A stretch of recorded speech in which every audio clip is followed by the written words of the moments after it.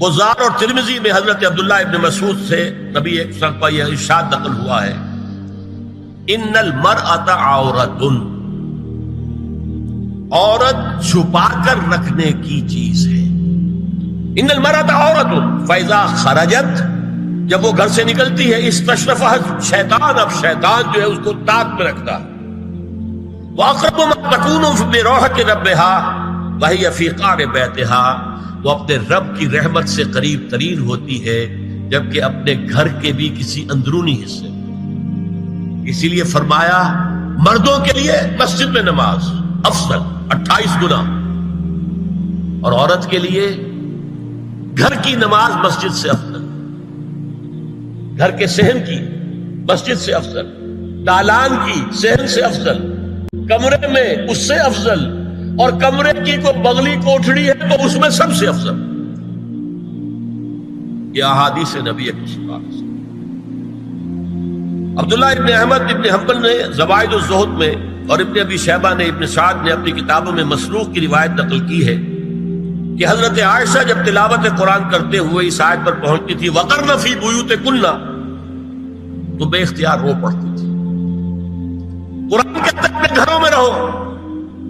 حضرت عائشہ نے شہادت عثمان کے بعد باہر نکل کر لشکر کی قیادت کی، پھر ساری عمر افسوس تھا کہ میں نے غلط کیا۔ حافظ ابو بکر بزار حضرت انس سے روایت کرتے ہیں کہ عورتوں نے حضور سے عرض کیا کہ ساری فضیلت تو مرد لوٹ کے لے گئے، وہ جہاد کرتے ہیں، خدا کی راہ میں بڑے بڑے کام کرتے ہیں، ہم کیا عمل کریں کہ ہمیں بھی مجاہدین کے برابر اجر مل سکے؟ جواب میں آپ نے فرمایا من قعدت منکن فی بیتہا فإنہا تدرک عمل المجاہدین، تم میں سے جو شخص اپنے گھر میں بیٹھی رہے گی وہ مجاہدین کا اجر حاصل کر لے۔ یہ ایک ہوا کا رخ ہے، بتایا جا رہا ہے، یہ نظام ہے جس کو اس شکل میں دیا جا رہا ہے۔ اب آئیے سورہ نور کی طرف۔ یا ایھا الذین آمنوا لا تدخلوا بیوتا غیر بیوتکم حتی تستأنسوا وتسلموا علی اہلہا ذالکم خیر لکم لعلکم تذکرون۔ اہل ایمان مت ہرگز مت داخل ہو اپنے گھروں کے علاوہ کسی اور گھر میں جب تک کہ تم ان کے ساتھ مانوس نہ ہو جاؤ، اذن نہ لے لو، ان پر سلام نہ کرو، یہی تمہارے لیے خیر بہتر ہے۔ اس کے بعد تفصیل آئی ہے، اس میں میں اس وقت نہیں جا رہا۔ اور جو لوگ اس پر عمل نہیں کرتے ان کے بارے میں قرآن مجید کیا کچھ، حضور کیا کچھ فرما رہے ہیں یہ آپ سن لیجیے، بہت سخت احکام۔ عن ابی ہریرہ رضی اللہ عنہ ان رسول اللہ صلی اللہ علیہ وسلم قال لو ان امرأ اطلع عليك بغیر اذن فخذفته بحشاة ففقعت عینه ما كان عليك من جناح، متفق علیہ، بخاری اور مسلم دونوں کی۔ اگر کوئی شخص تمہارے گھر میں بغیر اجازت کے داخل ہو جائے اور تم اس کی سزا کے طور پر اس پر کنکریاں پھینکو اور اس کی آنکھ پھوٹ جائے کنکری سے، تو تم پر کوئی گناہ نہیں۔ بغیر اجازت کے گھر میں آ گیا ہے، بغیر اذن کے، بغیر استئذان کے کنکریاں مارو اور کنکری سے آنکھ پھوٹ جائے، فما کان علیک من جناح، کوئی حرج نہیں۔ اب آ رہی ہے اصل آیت، قل للمؤمنین یغضوا من ابصارهم ویحفظوا فروجهم ذلک ازکی لهم ان اللہ خبیر ما یصنعون وقل للمؤمنات یغضضن من ابصارهن ویحفظن فروجهن ولا یبدین زینتهن الا ما ظہر منها وَلْيَضْرِبْنَ بِخُمُرِهِنَّ عَلَى جُيُوبِهِنَّ وَلَا يُبْدِينَ زِينَتَهُنَّ إِلَّا لِبُعُولَتِهِنَّ أَوْ آبَائِهِنَّ أَوْ آبَاءِ بُعُولَتِهِنَّ أَوْ أَبْنَائِهِنَّ أَوْ أَبْنَاءِ بُعُولَتِهِنَّ أَوْ إِخْوَانِهِنَّ أَوْ بَنِي إِخْوَانِهِنَّ أَوْ بَنِي أَخَوَاتِهِنَّ أَوْ نِسَائِهِنَّ أَوْ مَا مَلَكَتْ أَيْمَانُهُنَّ أَوِ التَّابِعِينَ غَيْرِ أُولِي الْإِرْبَةِ مِنَ الرِّجَالِ أَوِ الطَّفْلِ الَّذِينَ لَا يَظْهَرُوا عَلَى عَوْرَاتِ النِّسَاءِ وَلَا يَضْرِبْنَ بِأَرْجُلِهِنَّ لِيُعْلَمَ مَا يُخْفِينَ مِنْ زینتہن وتوبوا الی اللہ جميعا ایھا المؤمنون لعلکم تفلحون۔ یہ لمبی آیت ہے۔ اہل ایمان، اے نبی کہہ دیجئے اہل ایمان مردوں سے اپنی نگاہیں نیچی رکھا کریں اور اپنی شرمگاہوں کی حفاظت کریں، یہی ان کے لیے زیادہ پاکیزہ عمل ہے۔ ان اللہ خبیر بما یصنعون، اور جو کچھ وہ کر رہے ہیں اللہ اس سے واقف ہے۔ وَقُلْ لِلْمُؤْمِنَاتِ يَغْضُضْنَ مِنْ أَبْصَارِهِنَّ، اور مومن عورتوں سے بھی کہہ دیجئے کہ وہ اپنی نگاہیں جو ہے نیچی رکھا کریں، وَيَحْفَظْنَ فُرُوجَهُنَّ، اپنی شرمگاہوں کی حفاظت کریں، وَلَا يُبْدِينَ زِينَتَهُنَّ إِلَّا مَا ظَهَرَ مِنْهَا، اور اپنی زینت کو ظاہر نہ کیا کریں سوائے اس کے کہ جو بالکل ظاہر ہو جائے۔ قُلْ لِلْمُؤْمِنِينَ يَغُضُّوا مِنْ أَبْصَارِهِمْ وَيَحْفَظُوا فُرُوجَهُمْ ذَلِكَ أَزْكَىٰ لَهُمْ إِنَّ اللَّهَ خَبِيرٌ بِمَا يَصْنَعُونَ۔ نوٹ کر لیجئے کہ یہ کہاں ہو رہا ہے؟ گھر میں داخلے کے بعد۔ گھر میں داخلہ اجازت سے، اور داخلہ ہوگا صرف محرموں کا، گھر کے اندر جو ہے وہ نامحرم تو نہیں آئے گا۔ یہ میں آگے بیان کر رہا ہوں۔ وَقُلْ لِلْمُؤْمِنَاتِ يَغْضُضْنَ مِنْ أَبْصَارِهِنَّ وَيَحْفَظْنَ مِنْ فُرُوجِهِنَّ، اور کہہ دیجئے مومن عورتوں سے بھی کہ وہ بھی اپنی نگاہیں جھکا کر رکھیں اور اپنی شرمگاہوں کی حفاظت کریں۔ وَلَا يُبْدِينَ زِينَتَهُنَّ إِلَّا مَا ظَهَرَ مِنْهَا، محرموں سے پردہ کیا ہے؟ محرموں سے اس کا نام ستر ہے۔ عورت کا پورا جسم ستر ہے سوائے چہرے کی ٹکیا اور یہ ہاتھ اور یہ پاؤں، بس۔ کیا مطلب ہے؟ بھائی بھی نہیں دیکھ سکتا بہن کے جسم کا کوئی اور حصہ، باپ بھی نہیں دیکھ سکتا بیٹی کے جسم کا کوئی حصہ۔ یہ ستر ہے، ستر محرموں سے پردہ ہے۔ وَلْيَضْرِبْنَ بِخُمُرِهِنَّ عَلَىٰ جُيُوبِهِنَّ، یہ بھی گھر کے اندر کی بات ہو رہی ہے، کیونکہ میں پہلے بتا چکا ہوں جلباب ہوتا تھا جب گھر سے باہر نکلتی تھی عورت، تو وہ اپنی چادر لپیٹتی تھی اپنے گرد، چہرہ نہیں ڈھانپتی تھی، صرف چہرے کا حکم دیا گیا اس کے ضمن میں۔ وہ سورہ احزاب کی آیت ہے، وہ رہ گئی، وہ میں بیان کروں گا۔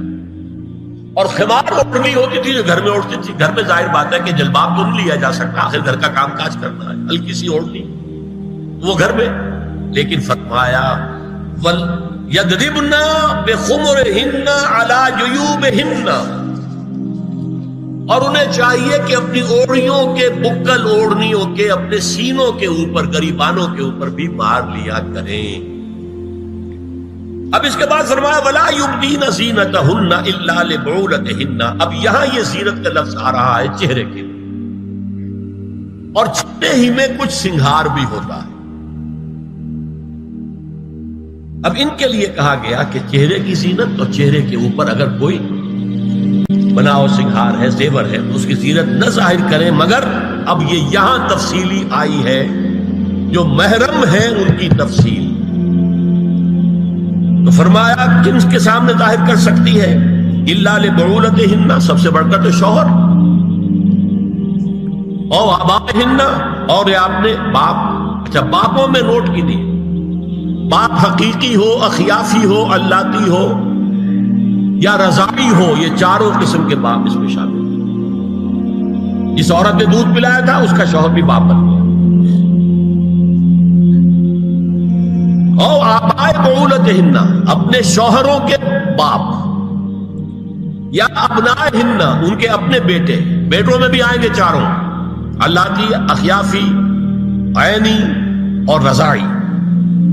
او ابنائے بعولتہن، اور اپنے شوہروں کے بیٹے، ہو سکتا ہے شوہروں کی اور بیویاں بھی ہوں، تو ان کے بیٹے بھی، جو ستیلے بیٹے ہیں وہ بھی محرم، ان سے کسی شکل میں کبھی شادی نہیں ہو سکتی۔ او اخوانہن، یا ان کے بھائی، او ابنائہن، یا اپنے بیٹے، او ابنائے بعولتہن، یا اپنے شوہروں کے بیٹے، او اخوانہن، یا اپنے بھائی، او بنی اخوانہن، یا اپنے بھائیوں کے بیٹے، او بنی اخواتہن، اپنا بھتیجا، اپنا بھتیجا، شوہر کا بھتیجا نہیں، اپنا بھتیجا محرم ہے، اپنا بھانجا محرم ہے، شوہر کا بھانجا محرم نہیں ہے۔ او نسائہن، یا ان کی عورتیں، اپنی عورتیں، جان پہچان کی عورتیں۔ او ما ملکت ایمانہن، یا جو ان کے داہنے ہاتھوں کی ملکیت، باندیاں، غلام۔ اس میں عرض کر چکا ہوں کہ اس میں کافی اختلافات ہیں۔ یہ بھی ہے کہ اس سے مراد صرف باندیاں ہیں، غلام مرد ہیں، یہ بھی ہے کہ مرد بھی ہے، اور یہ بھی ہے کہ مرد جب تک کہ وہ باندی ہوا۔ لیکن میں اس بحث میں یہاں نہیں جانا چاہتا، یہ پھر فقہ کی بحث ہو جائے گی۔ اب التابعین غیر اولی الارباح، کچھ ایسے لوگ بھی ہوتے ہیں، کوئی کسی کے گھر میں تو اندھا آدمی رہ رہا ہے، یا کوئی اور کسی وجہ سے کوئی مریض ہے، اسے آپ نے پناہ دے رکھی ہے، انہیں عورتوں سے کوئی سروکار نہیں ہوتا۔ اب الطفل الذین لم یظہروا علی عورات النساء، یا وہ بچے کہ جن پر ابھی عورتوں کے پوشیدہ حالات واضح ہی نہیں ہے، پتہ ہی نہیں ہے انہیں، ابھی انہیں جنس کا کوئی احساس ہی نہیں۔ یہ ہے فہرست جو دی گئی ہے کہ جن کے سامنے عورت کھلے چہرے کے ساتھ اور اپنی جو اضافی زینت بھی ہو، کوئی زیور وغیرہ یا کوئی بھی سرما وغیرہ ڈالا ہوا ہے یا کوئی سرخی کو لگائی ہے معمولی سی، اس کے ساتھ آ سکتی ہے، اور یہ وہ رشتے ہیں کہ جن سے کسی حالت میں بھی نکاح نہیں ہو سکتا۔ آگے سنیے، وَلَا يَضْرِبْنَ بِأَرْجُلِهِنَّ لِيُعْلَمَ مَا يُخْفِينَ مِنْ زِينَتِهِنَّ، اور چلتے ہوئے اپنے پاؤں زور سے نہ مارے کہ ان کی زینت ظاہر ہو جائے۔ اگر کوئی پازیب پہنی ہوئی ہے، کوئی جھنجھنو وغیرہ ہے، تو اب اگر پاؤں مار کر چلے گی تو خواہ ذہن جائے گا بیٹھے ہوئے کا کہ کوئی خاتون جا رہی ہے۔ یہاں تک اس کے علاوہ یہ بھی ہے، تعطر کے بارے میں فرمایا ہے کہ اگر عطر لگا کر کوئی عورت گھر سے نکلی ہے، اذا استعارت المرأة فمرت على القوم ليجدوا ريحها فهي كذا وكذا قال قولا شديدا۔ اس ابو داؤد کی روایت حضور نے فرمایا جب کوئی عورت عطر لگا کر، خوشبو لگا کر نکلتی ہے کہ لوگ اس کی خوشبو سونگیں یا اس کو اوپر مطلع ہو جائیں تو ایسی ہے ایسی ہے، بہت سخت الفاظ حضور نے استعمال کیے کہ جس کو راوی نے نقل نہیں کیا۔ عورت کے لیے خوشبو، عورت کی آواز کا پردہ ہے۔ اب دیکھیے کس حد تک نماز میں اس وقت عورتیں بھی شریک ہوتی تھی، اگرچہ حضور نے فرمایا مردوں کی صف بہترین سب سے آگے والی ہے اور سب سے بری صف سب سے پیچھے ہے، کیونکہ اس کے پیچھے پھر عورتوں کی صف ہوتی تھی، اور عورتوں کے لیے سب سے اچھی صف سب سے پچھلی والی ہے اور سب سے بری سب سے آگے والی ہے۔ سب سے آگے والوں کے سامنے پھر مرد ہوتے تھے، ان کی پشت ہوتی تھی۔ تو اسی طریقے سے اگر غلطی کی ہے تو مرد جو ہے کہے گا سبحان اللہ، امام سے غلطی ہو گئی ہے، مرد کیا کہے گا؟ سبحان اللہ۔ عورت کیا کرے گی؟ اپنے ایک ہاتھ کے پشت پر اپنا ہاتھ مارے گی، اپنی آواز نہیں نکالنی، آواز کا پردہ،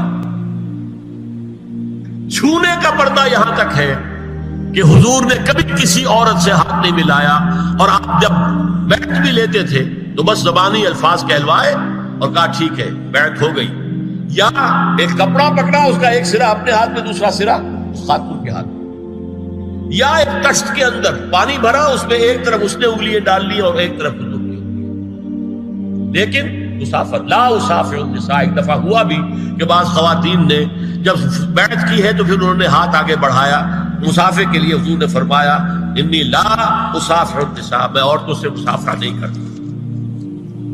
یا ایھا النبی قل لازواجک وبناتک ونساء المؤمنین یدنین علیہن من جلابیبہن ذلک ادنی ان یعرفن فلا یؤذین وکان اللہ غفورا رحیما۔ اے نبی صلی اللہ علیہ وسلم کہہ دیجئے اپنی بیٹیوں سے اور اپنی بیویوں سے اور مسلمانوں کی خواتین سے۔ اب دیکھیے یہ سورہ احزاب ہی میں ہو رہا ہے، شروع میں یا نساء نبی سے بات کری، استیزان بھی صرف نبی کے گھر میں داخل نہ ہو اذن کے بغیر، آگے چل کر سورہ احزاب ہی میں عام بھی کر دیا، قل لازواجک وبناتک ونساء المؤمنین، کہہ دیجئے اپنی بیویوں سے، اپنی بیٹیوں سے اور اہل ایمان کی خواتین سے، یدنین علیہن من جلابیبہن، کہ وہ اپنے چہروں کے اوپر اپنی جلباب کو لٹکا لیا کریں، چہرہ چھپ جائے۔ اب اس کی تفسیر میں چاہتا ہوں کہ آپ کو جو مختلف مفسرین نے کی ہے وہ آپ کے سامنے میں رکھوں۔ حضرت عبداللہ ابن عباس نے اس آیت کی جو وضاحت فرمائی ہے اسے حافظ ابن کثیر نے اپنی تفسیر میں اس طرح نقل کیا ہے، اللہ نے مسلمان عورتوں کو حکم دیا ہے کہ جب وہ کسی کام کے لیے گھروں سے نکلے تو اپنی چادروں کے پلو اوپر سے ڈال کر اپنا منہ چھپا لے اور صرف ایک آنکھ کھلی رکھے، دونوں آنکھیں بھی غلط ہیں۔ اور سن لیجئے ابن جریر اور ابن منذر کی روایت ہے کہ محمد بن سیرین یہ تابعی ہیں نے حضرت عبیدہ السلمانی یہ صحابی ہیں سے اس آیت کا مطلب پوچھا.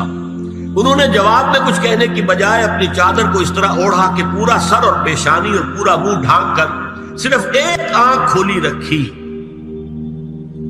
اور سنیے ابو بکر بن عبداللہ ابن عربی نے یدنین علیہن من جلابیبہن کا مفہوم ان الفاظ میں بیان کیا ہے تغطى به وجهها حتى لا يظهر منها الا عينها اليسرى.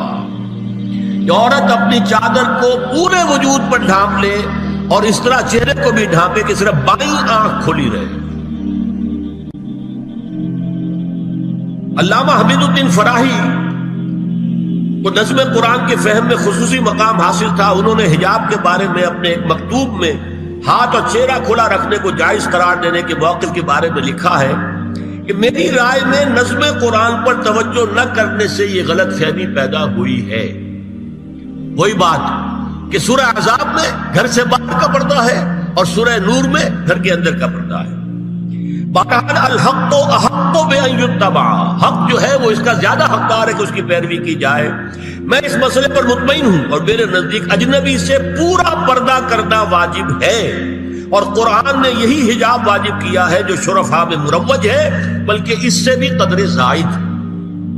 مولانا فراہی کا یہ مکتوب ماہنامہ حیات نو بلیریا گنج انڈیا کے اکتوبر سن 92 کے شمارے میں شائع ہوا. یہ ہے علماء کی رائے. حضرت ام سلمہ اور حضرت میمونہ نبی صلی اللہ علیہ وسلم کے پاس بیٹھی تھی. اتنے میں حضرت ابن ام مکتوم آ گئے. نبی صلی اللہ علیہ وسلم نے ان دونوں سے فرمایا احتجبا منہ، ان سے پردہ کرو. ازواج نے عرض کیا یا رسول اللہ الیسا اعمی لا یبصرنا ولا یعرفنا، حضور کیا یہ اندھے نہیں ہیں؟ یہ نہ ہمیں دیکھ رہے ہیں نہ ہمیں پہچانتے ہیں. فرمایا افعمغایان انتما، کیا تم دونوں بھی اندھی ہو؟ اللہ تم سرا نہیں، کیا تم نہیں دیکھ رہی ان کو؟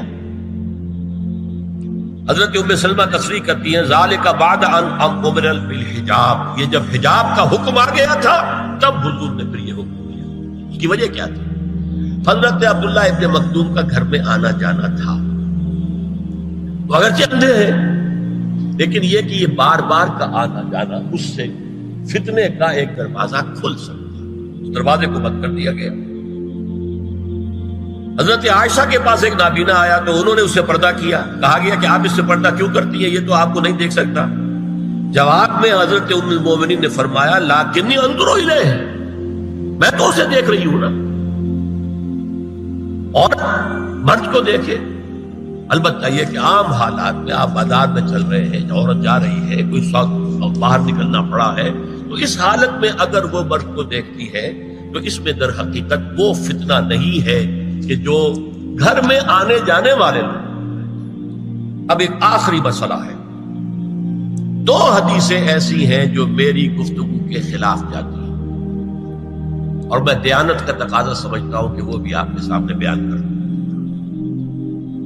حضور کے بارے میں یہ معلوم ہے کہ 2 خواتین جو ویسے نامحرم تھیں وہ ان کے سامنے آتی رہیں اور آپ ان سے ملتے رہے.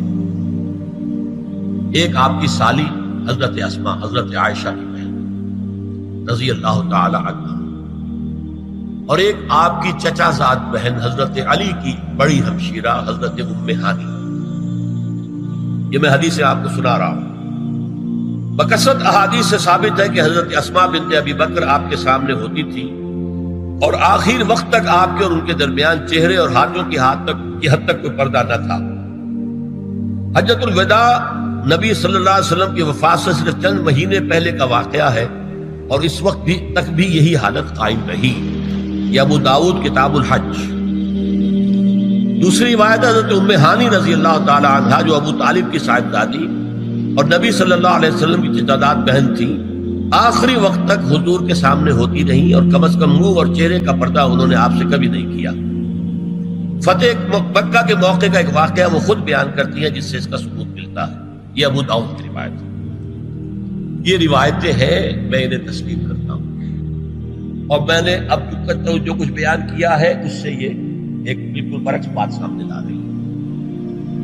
اب یہ ہے کہ یا تو ہم ان دو حدیثوں کو اصل مان کر باقی ساری حدیثیں جو ہیں ان کو ختم کریں۔ میں تو آپ کو سنا نہیں سکا، میرے پاس تو بہت زیادہ حدیثوں کا مواد تھا۔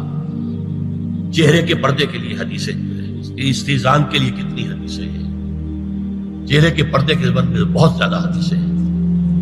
حضرت ام خلاد ایک خاتون تھی، ان کا بیٹا ایک غزوے میں شہید ہو گیا، وہ اس کے بارے میں کچھ پوچھنے کے لیے حضور کے پاس آئی، صحابہ بیٹھے ہوئے تھے، انہوں نے نقاب ڈالا ہوا تھا، منتقبۃ، نقاب کا لفظ بھی حدیث میں موجود ہے۔ اور یہ لوگ کہتے ہیں نقاب تو جو ہے یہ بعد کی پیداوار ہے، یہ لفظ کوئی ہے ہی نہیں۔ حجاب کا لفظ قرآن میں ہے، جلباب کا لفظ قرآن میں ہے، خمار کا ذکر قرآن میں ہے، اور یہ منتقبۃ نقاب ڈالی۔ لوگوں نے کہا عجیب عورت ہے یہ، اس کا بچہ شہید ہو گیا ہے، مطلب یہ کہ سخت صدمے کی کیفیت ہے، اور یہ اس وقت بھی اس نے نقاب ڈالی ہوئی ہے۔ تو انہوں نے جواب دیا ان ارزو ابنی لا ارزو حیائی، میں نے بیٹا کھویا ہے، اپنی حیا نہیں کھوئی ہے۔